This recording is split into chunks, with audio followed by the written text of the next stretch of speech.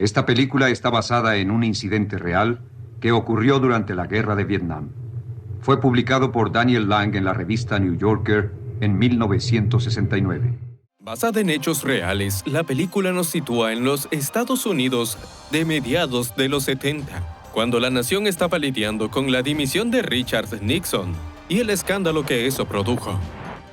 En un autobús cualquiera, mientras que la mayoría de civiles hablan entre ellos o leen el periódico, hay uno que está profundamente dormido en su asiento. Se trata de Mark Erickson, un hombre que llevaba mucho tiempo sin dormir bien. Su sueño es interrumpido por el avance del bus, y en lo primero que se fija al abrir los ojos es a una joven de rasgos asiáticos que involuntariamente le trae recuerdos de un pasado que quería olvidar. Retrocedemos unos años atrás para ser testigos de los últimos días de la Guerra de Vietnam y conocer el pelotón de soldados estadounidense del teniente Riley. Durante una patrulla nocturna en la jungla, el novato Erickson sigue indicaciones del líder de su escuadrón, el sargento Tony Meserve, el cual le sugiere que coloque minas en el terreno. El novato cumple la tarea con ayuda del soldado Hatcher, quien siente que el suelo está hueco, sospechando que podría haber túneles del Vietcong justo debajo de ellos.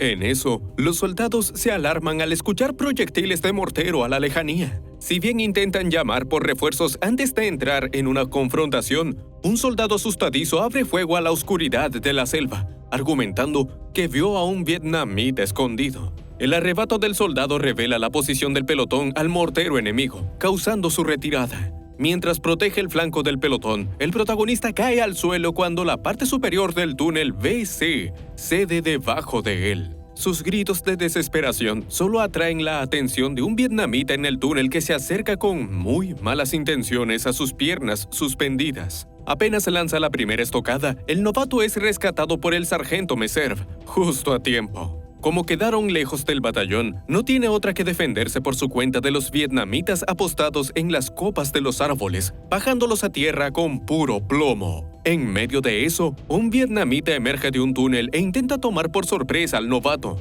aunque el sargento lo empuja y luego acribilla al enemigo. Al contrario que la mayoría de los soldados, Meserve parece disfrutar de las confrontaciones y en especial de las masacres. De camino a una aldea conquistada, Brown, un miembro del escuadrón, les avisa a sus compañeros que solo les quedan 30 días de servicio. 30 días, y podrán volver a casa con sus esposas, hijos y seres queridos. Para matar el tiempo, Erickson se dirige a los niños locales y les da de probar chocolates. Ellos responden obsequiándole un mango, mas el sargento le prohíbe recibirlo, afirmando que nunca puede fiarse del regalo de un vietnamita. En su defensa, el novato comenta que no pensaba comerse el mango, tan solo lo aceptó por educación, lo que lo convierte en el blanco de burlas de Brown y el cabo Clark. Por su lado, Riley dialoga con un anciano de la aldea y le pide algunas direcciones. Sin embargo, el anciano no es claro con sus explicaciones, por lo que Meserve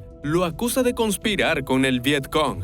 Lejos del conflicto, el protagonista aprende las técnicas locales de arado, hasta que Brown le recuerda que no están aquí por labor social. En otros temas, el novato le cuenta sobre su desagradable experiencia en el túnel. Pese a que duró poco tiempo atrapado, llegó a creer que moriría, dejando a su esposa viuda y a su hija pequeña huérfana de padre. Brown le recuerda que eso es lo que habría sucedido de no ser por el sargento Meserve. De hecho, todos habrían muerto hace mucho de no ser por él y su tenacidad en el campo de batalla. Con sus compañeros como testigos, Brown prosigue con su discurso y sus chistes habituales, hasta que una bala lo alcanza en el pecho. El Vietcong los ha encontrado. De inmediato el escuadrón entra en modo guerra y abre fuego contra la jungla, el escondite de sus enemigos. Una vez los espantan, se dedican de lleno a atender la herida de Brown, el cual se lamenta de que su tiempo le ha llegado, mas el sargento insiste en que se recuperará.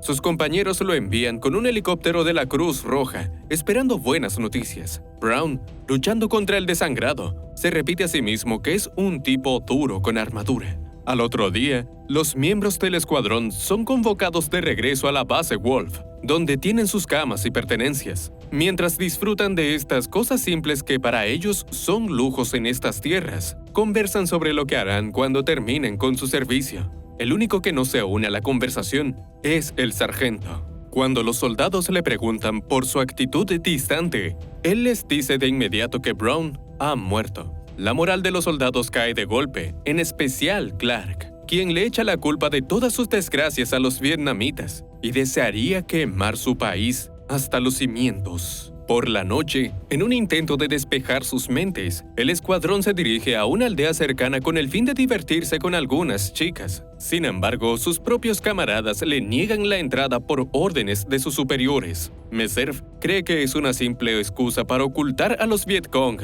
que residen en la aldea. Obligados a regresar a la base, conocen a Antonio Díaz, un operador de radio encargado de reemplazar a Brown. Solo su rol en la batalla porque nadie jamás podrá replicar su carisma. La llegada de Díaz también supone otra noticia, y una bastante mala. No van a volver a casa. Al menos no en un mes como se les había prometido. A regañadientes, el sargento les informa sobre la misión de mañana, en la que tendrán que patrullar ciertos puntos. Para mantenerse entretenidos y con la moral alta, Meserve les indica que pasarán por una aldea a requisar a alguna chica. En privado con Rowan, un colega de otro escuadrón, el protagonista le comenta las intenciones de su sargento y se pregunta si va en serio. Rowan reacciona con risas asegurando que solo es una broma del sargento. Además, nadie se arriesgaría a hacer tal cosa a pocos días de terminar su servicio. O sea que, siendo de otra forma, ¿sí se arriesgarían? Con la conciencia tranquila, el novato se presenta en la misión con sus colegas. No obstante, las cosas dan un giro brusco cuando se infiltran en una aldea por la noche y toman a la chica que ellos identifican como la más bonita de la localidad. El protagonista se limita a observar el suceso, incapaz de creer lo que sus ojos están viendo. El sargento siempre dijo la verdad. Mientras él y sus hombres leales someten a la muchacha, Erickson y Díaz mantienen a los aldeanos a raya, por más que ellos también quieran intervenir. La muchacha, de nombre Oan, es apartada de su madre y de su hermana para ser esclava de los soldados. Impactado, el novato trata de pedirle disculpas a la familia, que por supuesto ni voltea a mirarlo. Horas después, durante la larga caminata del escuadrón por los cerros vietnamitas, el protagonista le señala al sargento que no es correcto lo que están haciendo con la muchacha y podría llevarlos a todos a prisión. Ignorando sus comentarios, el sargento lo envía a la cabeza del grupo, de manera que sea el primero en caer en caso de un ataque enemigo. Ahí adelante se topa con Hatcher, quien al contrario de él, siente una fascinación tremenda por Meserve y compara sus acciones con las del conquistador Genghis Khan. Indignado, el novato le recuerda que están en pleno siglo XX, pero esto poco le importa a su compañero. Durante su parada de descanso, Clark empieza a manosear a Oan ante los ojos de un nervioso Díaz que se pregunta si también tendrá que hacer eso con la chica. El protagonista le responde de inmediato, pidiéndole que jamás se rebaje a ese nivel. En estas, Hatcher divisa lo que cree que es un Vietcong agazapado en el campo e incluso abre fuego contra él. Pues bien, no era más que un búfalo. Por esto, el soldado es reprendido por su sargento. Hecho eso, Meserve se dirige a Oan y con mucha delicadeza le hace beber una aspirina. Confundido, el novato le pregunta por su verdadero propósito en esta misión, a lo que él responde que su objetivo es muy claro. Tienen a una presunta Vietcong y piensan divertirse con ella. Pues bien, Erickson se atreve a rechazar su argumento recordándole que solo era una vietnamita cualquiera a la que arrebataron de su familia. Debido a su repentina valentía, Meserve usa a sus propios compañeros de ejemplo, mostrándole que ninguno de ellos es Vietcong. En cambio, Oan sí que lo es, o al menos según él, levantándola con desprecio desde su mortaza. Al final, señala al novato y confiesa que aún no está seguro si es amigo o enemigo, y más vale aclararse cuanto antes si no quiere terminar como enemigo. Cuando reanudan el viaje, aprovechan a la muchacha como animal de carga y también la acosan durante todo el camino. Kilómetros adelante, llegan a una choza abandonada en la que se detienen a descansar y la convierten en su puesto de mando. Mientras que el sargento y los suyos aseguran el perímetro, Erickson y Díaz se quedan a cargo de Oan, en lo que ambos prometen no abusar de ella y defender su postura ante sus radicales compañeros. En eso, el novato descubre una herida en la espalda de la muchacha, por lo que le deja claro que no es una amenaza y empieza a atenderla. Si bien ella baja la guardia, las lágrimas no paran de brotar por sus ojos, temiendo que este supuesto amigo la traicione tarde o temprano. Al regreso del sargento, este le pide disculpas al protagonista por las cosas que le dijo, atribuyendo su paranoia a la guerra y sobre todo al Vietcong. Dicho eso, lo invita a ver cómo ata a la muchacha con el fin de interrogarla, aunque en realidad piensa hacerle algo mucho peor. De hecho, quiere que Erickson sea el primero, a lo que él se niega rotundamente, ganándose la furia de su superior que lo acusa de ser homosexual y una gallina. Los que vieron Volver al Futuro entenderán la referencia. En busca de apoyo, el novato mira a Díaz, el cual por puro miedo se coloca a favor del sargento, sin importar el juramento que hizo hace poco. Como Erickson no deja de mirarlo, Meserve lo toma como otra prueba de que es gay y está enamorado de Díaz. Celebrando que ahora tienen 2 chicas, menciona que cuando acabe con Oan, quizás siga con el novato. Harto de escucharlo, el protagonista desenfunda su rifle y se atreve a apuntarle, a lo que él responde lanzándole su arma, ya que confía plenamente en que sus camaradas leales le vuelen la cabeza al subordinado si aprieta el gatillo. Indispuesto a probar esa teoría, el novato baja su arma, tras lo cual Meserve recupera su rifle y afirma que no es un arma. En su lugar, señala sus partes íntimas y las califica como las verdaderas armas. Y así, se lanza sobre Oan y empieza a abusar de ella, sin despegar su mirada de Erickson, cuyos retorcidos compañeros se aseguran de que no deje de mirar. Finalizado el turno del sargento, un dubitativo Díaz es seleccionado como el próximo y por temor a ser apartado, acaba abusando de la chica. Cuando todos se satisfacen con ella, Meserve sale a buscar en la noche lluviosa a Erickson, quien se encuentra vigilando el campamento desde lejos. En un intento de sacarle conversación, el sargento le confiesa que siempre ha odiado el ejército, mas él asegura que esto no es el ejército. Y pensar que el sargento se atreve a citar una frase bíblica: demasiada maldad y tornillos sueltos congregados en una sola cabeza. Al amanecer, la mayor parte del escuadrón se posiciona cerca de un puente ferroviario con vistas a un depósito del Vietcong. Reconociendo que son demasiados enemigos, Meserve envía a sus hombres de vuelta al puesto de mando en busca de más munición. Ahí se reencuentran con un aburrido Clark, relegado a vigilar a Oan. Pese a que esas eran sus órdenes, el cabo insiste en irse con ellos para tener algo de acción y obliga al novato a cubrir su puesto. A solas con la pobre muchacha, llena de moretones y demás signos de violencia, el novato se acerca a ella y, resistiendo sus sacudidas, consigue desatarla. Igualmente, Oan mantiene sus distancias y con mucha razón, pues su rostro refleja el calvario por el que ha pasado. Uno que Erickson no pudo evitar, como se había propuesto. Al menos ahora tiene la oportunidad de hacer lo correcto. En su próximo acercamiento, descubre que la chica está encendida en fiebre y no durará mucho tiempo en ese estado. En consecuencia, él le da comida y agua, mientras que ella le habla en un dialecto que no puede entender, algo que lo llena de frustración. En cuanto los soldados vuelven con el sargento, este reprende a Clark por abandonar su posición y le ordena que busque tanto al novato como a la muchacha. Justo en ese momento, el protagonista le permite a Oan que huya por la selva y que vuelva con su familia. Sin embargo, ella no quiere emprender tal viaje sin él, quien a su vez no desea abandonar a su escuadrón porque sería acusado de desertor. Ante el desespero de la muchacha, el protagonista termina accediendo a sus deseos. Por desgracia, son interceptados por Clark, el cual los lleva obligados al puente ferroviario. Ahí, Oan empieza a toser descontroladamente debido a su enfermedad. Temiendo que el ruido revele su posición a los Vietcongs, Meserve le da a Erickson la orden de ponerla a dormir para siempre. Por supuesto, el novato se niega, argumentando que Brown estaría en contra de eso. El sargento responde con mayor molestia, aclamando que no le importa la opinión de un muerto. En medio de la discusión, divisan helicópteros aliados en el espacio aéreo, lo que solo aumenta los nervios de Meserve,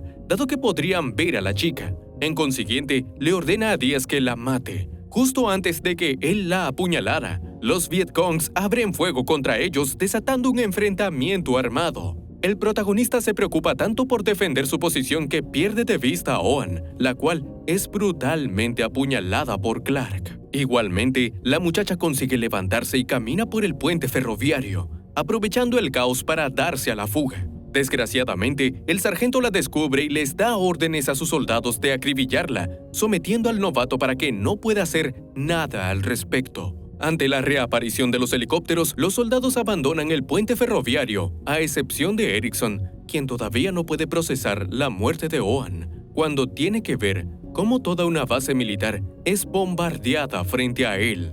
Luego de mirar por última vez el cadáver de la muchacha, cae inconsciente por sus heridas. Cuando abre los ojos, se encuentra en un hospital de campaña en la base, repleta de soldados heridos y mutilados. Enseguida, él sale a buscar a Rowan y le revela las atrocidades cometidas por el líder de su escuadrón y sus compañeros. Está tan alterado que no se da cuenta de que estaba hablando en voz alta, y eso atrajo la atención de Clark, el cual le deja claro que lo que sucede en el frente se queda en el frente. Pese a que no pueden hacerle nada en la base, Erickson teme que lo maten en la próxima misión, por lo que Rowan le sugiere que acuda al teniente Reilly. Al escuchar sus declaraciones, el teniente contesta con una historia propia de cómo su mujer embarazada fue rechazada en un hospital a punto de dar a luz únicamente por su color. Naturalmente, el hombre entró en cólera y armó un espectáculo, lo que solo le valió un pase directo a una celda. ¿No estaba él luchando por algo justo? Con este dilema, le explica al novato que la injusticia es el pan de cada día en una guerra, y no tiene caso remar en contra del sistema. Lo mejor que puede hacer es disolver su escuadrón y repartirlos en diferentes grupos. Durante una caminata de soldados, el protagonista le expresa su frustración a Rowan, en lo que rechaza a un jovencito nervioso que había perdido de vista a su escuadrón. De pronto, una explosión sacude el lugar y todos se agachan de inmediato. Por fortuna, no se trataba de un ataque enemigo, sino de una mina que alguien pisó accidentalmente. Y adivinen quién fue. El jovencito de antes. Bueno, él no tuvo mucha fortuna. Al ver su cadáver, Erickson maldice a la guerra y a los presuntos poderes que ella confiere a los soldados. Que puedan morir en cualquier momento no significa que tengan derecho de hacer lo que les venga en gana. Al contrario, deben obrar con cabeza para así ser recordados como hombres honorables hasta el final. Con esto en mente, el protagonista acude al superior del batallón, el capitán Hill, que ya conoce la razón de su visita gracias al teniente Reilly. Por tanto, el capitán no lo deja ni hablar, advirtiéndole de los peligros de una denuncia formal hacia Meserve y los suyos. No solo podría ocasionar un incidente internacional, sino que los veteranos de guerra suelen recibir sentencias menores. Así que en poco tiempo el sargento estará en las calles y buscará venganza contra aquel que lo acusó.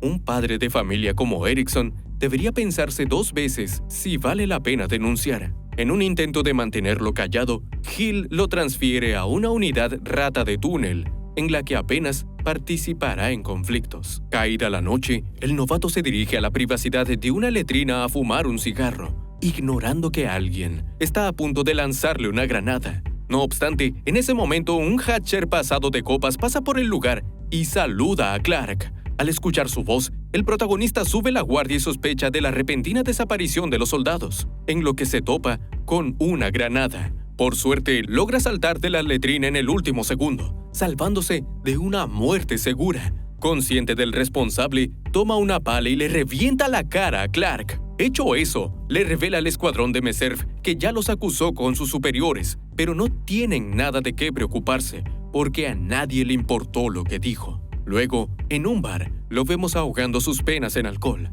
llamando la atención de un soldado capellán que reconoce que algo lo está atormentando. Por tanto, el novato se sincera del todo con él y le cuenta las atrocidades que no pudo detener. Gracias a la influencia del capellán, se inicia una investigación formal del caso. Al encontrar el cadáver de Oan, Hill se queja de que Erickson no pudo olvidarse del asunto, a lo que él le responde con mucho respeto con la siguiente frase: «Señor, váyase al infierno». Con el tiempo, los 4 violadores y asesinos son sometidos a consejo de guerra. Ellos intentan defenderse de lo indefendible, con el sargento declarando que a veces puedes odiar tanto al enemigo que eres capaz de hacerle esas cosas. Sin embargo, Oan no era ninguna enemiga, solo una chica que fue arrebatada de su familia. En consecuencia, Meserve es condenado a 10 años de trabajos forzados y un despido deshonroso. Clark es sentenciado a cadena perpetua. Hatcher es condenado a 15 años de trabajos forzados y Díaz a 8 años de lo mismo. Erickson es testigo de la sentencia y todos aquellos monstruos a los que llamó compañeros pasan por su lado. Solo uno se detiene, Meserve. El protagonista despierta de golpe en el autobús, regresándonos a la escena inicial, en la que luce nervioso y abatido por sus recuerdos. En la próxima parada, se percata de la ausencia de la muchacha vietnamita, que dejó su bufanda en el asiento. De inmediato, él sale a entregársela y le habla en su idioma nativo. La chica no tarda en reconocer que él le encuentra parecido con alguna conocida y deduce que tuvo una pesadilla. Cabizbajo, él le da la razón. Así que ella, con una sonrisa encantadora, le recuerda que su pesadilla ya ha terminado y se despide en su dialecto. Mientras la ve alejarse, Erickson respira aliviado, sintiendo que hizo las paces con su pasado.